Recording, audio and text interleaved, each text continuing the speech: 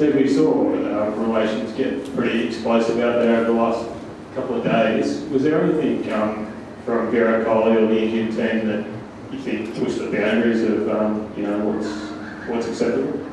Look, I think that's for the umpire to decide.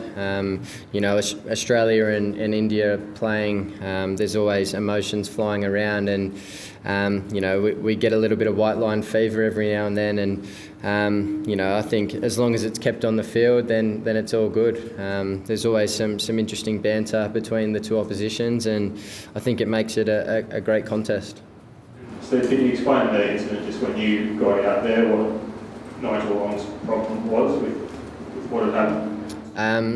I obviously got hit on the pad and looked down to Petey, and Petey sort of said, "Look up there," and I turned around and said, "What do you reckon?" And that was a bit of a brain fade on my behalf, and shouldn't have done that.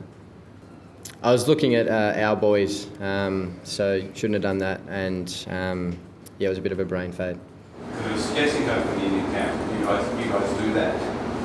That's No, I don't think so. I think that's probably the first time it's happened, and as I said, it was a brain fade on my behalf. Steve, can you take us through the review of Dave Warner's wicket and how that maybe then impacted then when there was a decision on whether or not to review Sean Marsh? I thought it hit Davey outside the line, so I said go for it. Obviously it was umpire's call on the impact and then going on to hit the stumps, so that was out. In regards to Sean's one, we weren't entirely sure. I sort of said go, as in go have a look at it, and he sort of turned around and started walking, so I should have probably just put my hands up and done it. Obviously, we saw the replay and it was missing the stumps, so it would have been a nice one to have reviewed.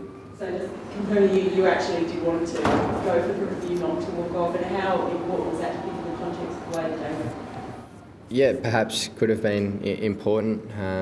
Sean was looking pretty good, so disappointing wicket at the time, but that's the game of cricket. You have to move on and try and do what you can from there.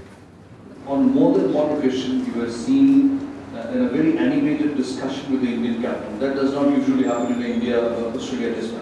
What was going on? Even today that happened. Oh no, me and Virat were just having a little chat out there. There was not much in it, so just a bit of fun, bit of banter, and that's the kind of things that happen in this game of cricket. It's nice to occasionally engage in those kind of conversations on the field, and it was all in good fun. I think yesterday when we came out and bowled, we were probably rushing a little bit, almost expecting things to happen, instead of just getting to the basics and executing our skills. I think we were a little bit off with our lines and lengths. Probably gave them a few too many freebies in the first innings as well. I think they probably hit 5 or 6 boundaries of balls that were gifted to them. And I think on this wicket it was about maintaining your line and lengths and letting the wicket do the work. There was obviously a lot of natural variation throughout the game, and I think at times we got a bit too wide or a bit too full, and we weren't able to continually hit those areas that we needed to hit, and that sort of relieved the pressure a little bit. What we did this morning was what we needed to do yesterday, and if we did that, then things could certainly be different.